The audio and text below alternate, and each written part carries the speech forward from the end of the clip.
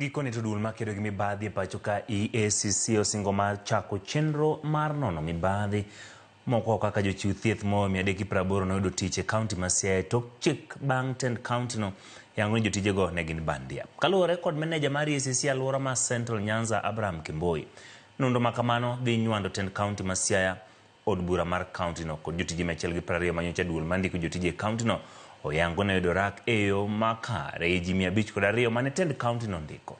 EACC koro chiwo jomiyo jochiw thieth go nyaka wuok tich ma juma manyien ma chwalo bok mane giyudogo tijego. The notice was very brief, so we are affording them an opportunity to put their records in order so that now we will come back on Monday, sit with them,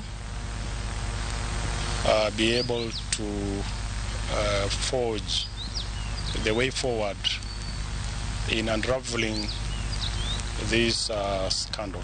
When you are doing a professional investigation, you summon all the people that are useful to that investigation. Agreed on few things that we need to sort it out.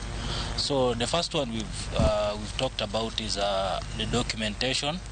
And since we had a very short period of since we received the letter, we asked them to give us enough time so that we can be able to present all the documents to them.